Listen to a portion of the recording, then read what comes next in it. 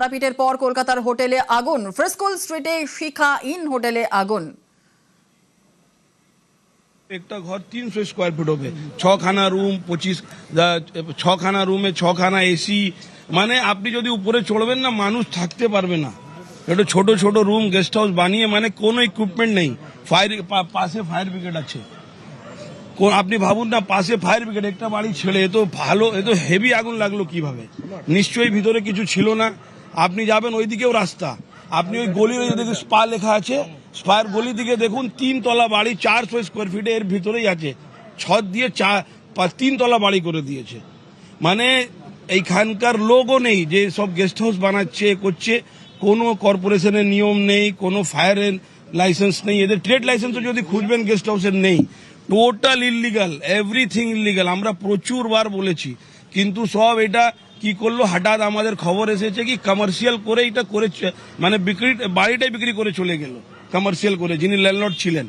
এখন কি আছে, যার মনমানি, যার ইচ্ছে যা হচ্ছে, যার মানে কিচ্ছু নেই। আপনি ছদে চলে যান, ছদের ওই হাল আছে। পাশে দমকলের অফিস, সামনে থানা, দুটো থানা রয়েছে, একটা নিউ মার্কেট আর পার্ক স্ট্রিট। তো তারপরে এইভাবে যে ব্যবস্থাটা কেন মনে হচ্ছে? দেখুন, আপনি ভাবতে পারেন কি পাশে মানে ফায়ার ব্রিগেড, একটা বাড়ি ছেড়ে। নিশ্চয়ই ভিতরে কিছু এইরকম ছিল যে মানে থামানো জায়গা নেই।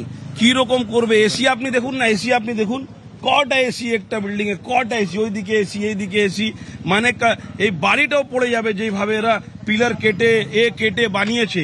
দেখবেন কোনোদিন বাড়ি কলেপস হয়ে যাবে। সন্তোষ পাঠক আমাদের সঙ্গে রয়েছে।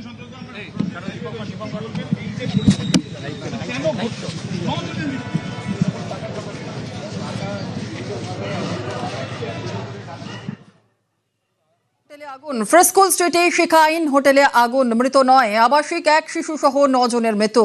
ঘুমের মধ্যেই ধোঁয়ায় দম বন্ধ হয়ে অসুস্থ। তাদেরকে কলকাতা মেডিকেলে নিয়ে গেলে চিকিৎসকরা মৃত বলে ঘোষণা করেন। দমকল অফিসের পাশেই হোটেল, আর সেই হোটেলেই রাতে আগুন। দমকল অফিসের পাশেই হোটেলে আগুন। শর্ট সার্কিট থেকে আগুন, এমনটাই অনুমান করা হচ্ছে। আপনাদের জানিয়ে রাখি যে এই হোটেলে প্রচুর মানুষজন, যা আমরা জানতে পাচ্ছি যে বাংলাদেশ থেকেও কিন্তু অনেকে আসতেন, এখানে থাকতেন, বাসিন্দারা এসে থাকতেন, কারণ চিকিৎসা করানোর জন্য তারা এই হোটেলে থাকতেন। সব ইলিগাল করেছে যারা আছে, তার আগে থেকে তৃণমূলের জামানায় আমাদের সঙ্গে এই ওয়ার্ডের নেতা আমার আছে কালী খটিক, সে বলছে আগে কমপ্লেনও করা হয়েছিল, কাগজপত্র হয়তো একটা কাছে নেই, কিন্তু কমপ্লেনও করা হয়েছে। এখানে প্রচুর ইলিগাল করেছে, ছোট ছোট ঘর, তার মধ্যে গেস্ট হাউস করে এরা। আর তৃণমূল জামানায় সব এরা করেছে। এই কাউন্সিলর প্রচুর টাকা নিয়েছে এখান থেকে এরা, হ্যাঁ। আর প্রচুর এখানকার যে কাউন্সিলর তারা নিয়েছিল, টাকা নিয়ে। এই যে হোটেলগুলো এইরকম অবস্থায় হোটেল রয়েছে, বাংলাদেশের প্রচুর লোকজন আসছে চিকিৎসা করাতে আসছে, এইরকম একটা ঘটনা। আমি তো খবর যা পেলাম যে 9-10 জন বলছে, কিন্তু আরো বেশি মারা গেছে লোকে আরো বেশি মারা গেছে। খবর ছিল না, সারা রাত আমরা 12টা-1টা অব্দি জেগে থাকি। সকালে খবর পেলাম আমাকে কালী খটিক ঘটনা ঘটলো, তারপরে মানে কোনো এর আগেও তো অনেকবার হয়েছে। আমাদের এই বড় বাজারে ঘটলো, ফুলপট্টিতে অনেক লোক মারা গেল ওখানে হোটেলে, তারপরেও তো কোনো নেয়নি। কিন্তু আমরা তো এখন যে এটা আমরা বিজেপি যে গভর্নমেন্টে এসেছি, আমরা এসব তো আমাদের টাইমে হয়নি, এটা আর হবেও না। কিন্তু এরা প্রচুর, আমি জানি, এটা আসার সময়ই আমাকে কালী খটিক বললো যে প্রচুর ইলিগাল করে, ওখানে ছোট ছোট ঘর ছিল, তার মধ্যে ছোট ছোট ঘর করে এরা সব ইলিগাল করে ওরা করেছে। এখানে আরো অনেকগুলো হোটেল রয়েছে, সেগুলো কি ইলিগাল? এটার মালিক তো আমি কোন সর্দারজি আছে, বালিয়া নাকি এইরকম তো প্রচুর হোটেল রয়েছে যেগুলো এইভাবে আরো হোটেল। যারা এখানে এসেছিল বাইরে থেকে, তারা নিজেরাই বলছেন কোনো অগ্নি নির্বাপন যন্ত্র ছিল না। হ্যাঁ, আমি তো জানি না, কিন্তু আমি তো আসার সময় শুনছি কালী এখানেই থাকে। আর এই 52 নম্বর ওয়ার্ডে কংগ্রেসের ক্যান্ডিডেট ছিল, বিজেপির ক্যান্ডিডেট ছিল কালী।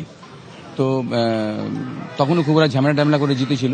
তো বলছে যে প্রচুর ইলিগাল করেছে, ওরা প্রচুর ইলিগাল করেছে। আর যেসব হোটেল রয়েছে সেগুলো ইলিগাল, তাদের বিরুদ্ধে কি ব্যবস্থা নেওয়া হবে? হ্যাঁ, ব্যবস্থা নেওয়া উচিত। তো আমি তো বলবো যে ভাই খুব দরকার এটা শিক্ষা নেওয়া দরকার ছিল। ওটা হওয়ার পরই ওই যে না তারাপীঠ না, আমাদের বড় বাজারেই ঘটনা ঘটেছিল, সেম ঘটনা, 15-20 জন মারা গেছিল। তো তারাপীঠ তো ধরুন একটা গ্রামগঞ্জে আছে, সেটা আলাদা, ওটা। কিন্তু ওখানেও তো সব না। আমি তো এই জাস্ট আমাকে কালী ফোন করলো, শুনলাম, সঙ্গে সঙ্গে চলে এলাম। ভাই, মর্নিং ওয়াকে ছিলাম, আমি সঙ্গে সঙ্গে চলে এসেছি। এবার আমি খবর জানাবো, আমি তো আমি পুরোটাই জানি না, এখন আমি খবর জানাচ্ছি।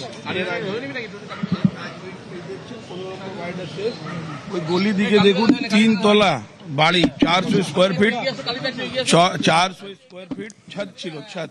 ফ্রি স্কুল স্ট্রিটের কমার্শিয়াল যে বিল্ডিং, বিশাল বড় বিল্ডিং, আর সেই বিল্ডিং এ একাধিক যেমন হোটেল রয়েছে, তার সঙ্গে সঙ্গে কিন্তু এখানে মানুষজন বসবাসও করতেন। শুধু তাই নয়, এখানে গেঞ্জির কারখানাও ছিল। আর এইখানেই ভুরি ভুরি বেনিয়ম। হোটেলে আগুন, ফ্রি স্কুল স্ট্রিটে শিখাইন হোটেলে আগুন। এই ঘটনায় 9 জনের মৃত্যুর খবর পাওয়া গিয়েছে। ঘুমের মধ্যেই ধোঁয়ায় দম বন্ধ হয়ে অসুস্থ হয়ে পড়েন মানুষজন। কলকাতা মেডিকেলে নিয়ে গেলে তাদের মৃত বলে ঘোষণা করা হয়। একাধিক বেনিয়ম উঠে আসছে এই বিল্ডিং এর তরফ থেকে, এই কমার্শিয়াল বিল্ডিং এর তরফ থেকে। আর গাফিলতি ধরা পড়লে কড়া পদক্ষেপ নেওয়া হবে ইতিমধ্যেই জানিয়েছেন দমকল প্রতিমন্ত্রী কৌশিক চৌধুরী। আপনাদের জানিয়ে রাখি যে এই হোটেলে যা জানা যাচ্ছে যে এই হোটেলে বাংলাদেশ থেকে, ওড়িশা থেকে প্রচুর মানুষজন এসেছিলেন। এবং আপনাদের আরও একবার জানানোর চেষ্টা করব যে যারা মারা গিয়েছেন তাদের পরিচয় জানার চেষ্টা করা হচ্ছে, কারণ এই হোটেলের মধ্যে যে রেজিস্টার রয়েছে সেই রেজিস্টারই দেখা হচ্ছে যে কে কোথা থেকে এসেছেন সেই বিষয়টা যেমন দেখা হচ্ছে, এর পাশাপাশি একাধিক বেনিয়মের কথা উঠে আসছে বারবার করে। কি সেই বেনিয়ম আরও একটুখানি জানার চেষ্টা করব। সান্নিক আমাদের সঙ্গে রয়েছে। সান্নিক, তুমি অন দ্য স্পট এই মুহূর্তে রয়েছে। এত বড় একটা বিল্ডিং, কমার্শিয়াল বিল্ডিং, সেখানে অফিস যেমন রয়েছে, একাধিক হোটেল রয়েছে, এবং হোটেলেও কিন্তু বেনিয়মের অভিযোগ উঠছে। বারবার করেই বলা হচ্ছে যে এই হোটেলে কোনো রকম অগ্নি নির্বাপন ব্যবস্থা ছিল না, আগুন নেভানোর জন্য কোনো যন্ত্র ছিল না, এক্সিট গেট সেটাও কি বন্ধ ছিল, সেই বিষয়ে কি জানতে পারছো? আর কি কি বেনিয়ম উঠে আসছে? দেখো, কিছুক্ষণ আগেই এই বিল্ডিং এর একজন রেসিডেন্স, শুধুমাত্র কমার্শিয়াল পার্ট নয়, এই বিল্ডিং এর কিছু রেসিডেন্সিয়াল পার্টও রয়েছে যেখানে মানুষ বসবাস করেন। সেই রকম একজন রেসিডেন্সের সঙ্গে আমরা একটু আগেই কথা বলছিলাম। তার যেটা বক্তব্য, এই বিল্ডিং এ কোনো রকম কোনো ফায়ার এক্সটিংগুইশার সিস্টেম কিচ্ছু ছিল না, এবং সব থেকে গুরুত্বপূর্ণ যেটা, যে ইমার্জেন্সি এক্সিট এই ধরনের ঘটনার ক্ষেত্রে যেটা অত্যন্ত গুরুত্বপূর্ণ, সেই ইমার্জেন্সি এক্সিটও এই বিল্ডিং এ ছিল না। তোমাকে একবার বিল্ডিংটা দেখাবো। যে জায়গায় আগুন লেগেছে সেই জায়গায় আগুন লাগার পরে দমকল আসতে খুব বেশি সময় লাগেনি, সেটাই প্রত্যেকেই বলছেন।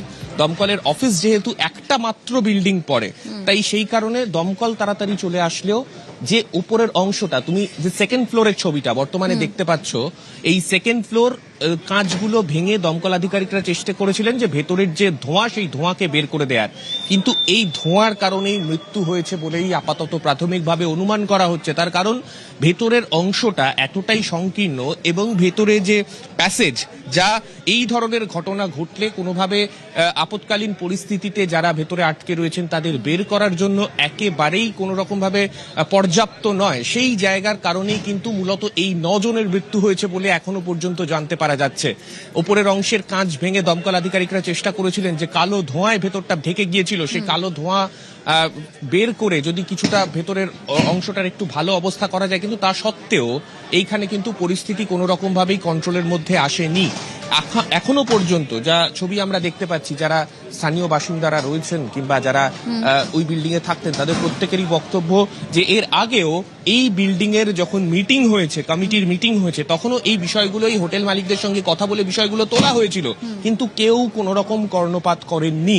এবং এই কারণেই মূলত এই 9 জনের মৃত্যু স্বভাবতই প্রশ্ন তুলছে যে যে জায়গায় এই হোটেল চলছিল, দমকলের কার্যালয়ের এত কাছে চলা সত্ত্বেও সেই জায়গাতেই এই রকম পরিস্থিতি কিভাবে এতদিন ধরে চলছিল, কিভাবে এই মৃত্যু ফাঁদ দিয়ে একটা হোটেল চলে যাচ্ছিল।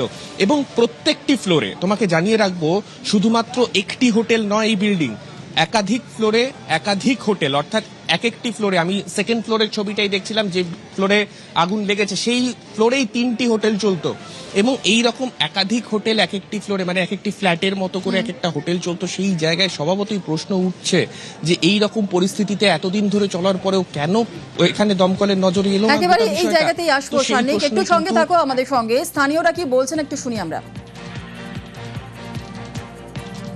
আগুন 2:30-3টার দিকে মতন লেগেছে, সেকেন্ড ফ্লোর। ওখানে কি হোটেল? হ্যাঁ, হোটেল। হোটেলের নাম হচ্ছে শেখাইন। 5-6টা মতন হোটেল আছে। আর দমকল সঙ্গে সঙ্গে এসছে। আগুন মানে কি কিছু হয়েছে, মানে কিছু ব্লাস্ট হয়েছে।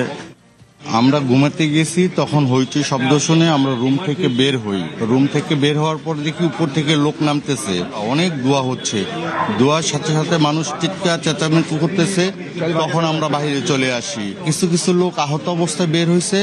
আমরা তো নিচের রুমে ছিলাম, তার জন্য আমরা আতঙ্কিত হয়ে পড়েছি। গুরুতর অসুস্থ অবস্থা, মুমূর্ষ অবস্থায় বের করা হয়েছে। ম্যাক্সিমাম বাংলাদেশ ছিল। তাদের উপরের ফ্লোরে যারা ছিল তারাও বলেছে যে সবাই ম্যাক্সিমামই বাংলাদেশি ছিল, কিন্তু তারা যে ছিল এরা বের হতে পারেনি, এটাই শুধু তারা বলতেছে। দমকল সাথে সাথেই চলে আসছে, ছাদেও কিছু লোক উঠে গিয়েছিল, পরে ধীরে ধীরে দমকল বাহিনী লোকজন তাদেরকে নামিয়ে নিয়ে আসে। একাধিক বাংলাদেশি ছিলেন এমনটাই বলা হচ্ছে। স্থানীয়রা যারা রয়েছেন বলছেন যে একাধিক বাংলাদেশি ছিলেন। আবার একটু চলে যাব, সান্নিক আমাদের সঙ্গে রয়েছে। সান্নিক, তুমি যেমনটা বলছিলে যে প্রত্যেকটা ফ্লোরেই এখানে ছোট ছোট ছোট ছোট হোটেল রয়েছে এবং প্রত্যেকটা হোটেলের ঘরেতে এসিও রাখা রয়েছে। স্বাভাবিকভাবেই প্রশ্ন তো উঠছে, যেখানে আগুন নেভানোর কোনো যন্ত্র নেই, ফায়ার এক্সটিংগুইশার নেই, বারবার করে আবাসিকরা, সেখানকার অফিস যেগুলো রয়েছে সেখানকার লোকজনরাও বারবার করে এই হোটেলের মালিককে বলেছে যে সিকিউরিটির জন্য, কিন্তু কোনো রকম কর্ণপাতই করা হয়নি। হোটেলের মালিক, তার সঙ্গে কি যোগাযোগ করা সম্ভব হয়েছে? তিনি কোথায়?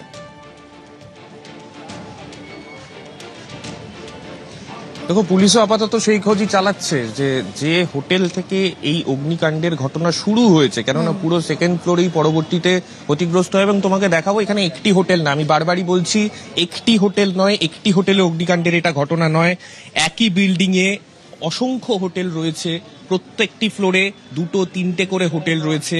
তাই সেই পরিস্থিতিতে যে অগ্নিকাণ্ডের ঘটনা, সেক্ষেত্রে কোন হোটেলের কোন এসি থেকে লেগেছে সেই মতো যেমন একদিকে পুলিশ আধিকারিকরা সেই বিষয়টাও যেমন নজরে রাখছেন, ঠিক তার পাশাপাশি কোন কোন জায়গা, কেননা ফায়ার এক্সটিংগুইশের ব্যবস্থা কেন ছিল না, সেক্ষেত্রে দায়িত্ব কার, শুধুমাত্র হোটেল নাকি এই বিল্ডিং এর কমিটিরও কোনো দায়িত্ব রয়েছে, সেই সমস্ত বিষয় কিন্তু তদন্তকারীরা খতিয়ে দেখছেন। তুমি যে বোর্ডগুলো দেখতে পাচ্ছ, তুমি খেয়াল করলে বুঝতে পারবে একই বিল্ডিং এ একই ফ্লোরে কতগুলো করে হোটেল। এখন যে তুমি ছবিটা দেখতে পাচ্ছ, এখানে 15H মির্জা গালিব স্ট্রিটে সেকেন্ড ফ্লোরে একটা হোটেল, তার ঠিক নিচের অংশে যে এই হোটেল দেখছো, এখানেও দেখো সেকেন্ড ফ্লোরেও কিন্তু আরো একটি হোটেল। অর্থাৎ একটি ফ্লোরে, যে ফ্লোরে আগুন লেগেছে আমরা দেখতে পাচ্ছি সেকেন্ড ফ্লোরে আগুন লেগেছে। এবার তোমাকে আরেকটা ছবি দেখাই, বিল্ডিং এর যে দেয়াল রয়েছে, বিল্ডিং এর দেয়ালে তুমি শুধু দেখো, একটা বিল্ডিং, তার গায়ে কতগুলি এসি ভেন্ট, এখানে কতগুলি এসির আউটার ইউনিট তুমি দেখতে পাচ্ছ। অর্থাৎ একটা বিল্ডিং এ যদি এত এসি চলে, সেক্ষেত্রে যদি তার পর্যাপ্ত ব্যবস্থা যদি না থাকে, যদি তার জন্য যে অগ্নি সুরক্ষা ব্যবস্থা বা যা যা এর জন্য প্রয়োজন, একটা কমার্শিয়াল প্রপার্টিতেও প্রচুর এসি চলে, কিন্তু তার জন্য যে ব্যবস্থা রাখা প্রয়োজন, সেই ব্যবস্থা যদি না থাকে, তাহলে যে ঘটনা ঘটতে পারে সেই ঘটনাই আজকে ভোর রাতে ঘটলো। 9 জনের বেঘরে প্রাণ চলে গেল। স্বভাবতই প্রশ্ন উঠবে, দায়িত্ব কার, কে বা কারা এর পেছনে একেবারেই জড়িত, স্বাভাবিকভাবে এবং প্রশ্ন যারা উঠবে যে দায়িত্ব কার। এইভাবে বেনিয়ম, তুমি যেমনটা দেখাচ্ছিলে যে এতগুলো এসি, একেবারে তারের জঙ্গলও আমরা দেখতে পাচ্ছি, কিন্তু এগুলো কি সত্যি কি এগুলো নিয়ম মেনে লাগানো হয়েছিল, এই প্রশ্ন যেমনটা উঠছে। এর পাশাপাশি দমকল প্রতিমন্ত্রীর সঙ্গে আমরা সকালে কথা বলেছিলাম, তিনি কিন্তু পরিষ্কারভাবে আমাদের জানিয়েছেন যে গাফিলতি ধরা পড়লে কড়া পদক্ষেপ নেওয়া হবে। কি বলেছেন তিনি, শোনাবো। নিশ্চয়ই ব্যবস্থা হবে, আমরা তারাপীঠের ক্ষেত্রে ব্যবস্থা গ্রহণ করছি, এবং শুধু ব্যবস্থা একটি হোটেলের বিরুদ্ধে নয়, আমাদের ওখানে ফায়ার অডিট শুরু হয়েছে আলাদা আলাদা করে ফিল্ম করে। তো এখানেও সেই কলকাতার ক্ষেত্রেও আমরা ব্যবস্থা নেব। পরিস্থিতি এরকম তৈরি হয়ে আছে, অন্যান্য হোটেলগুলোতেও আমরা বিবেচনা করে সেই ব্যবস্থাগুলো নেওয়া হবে, কারণ মানুষের এভাবে প্রাণ চলে যায়, যেটা আমরা কখনোই দিতে পারি।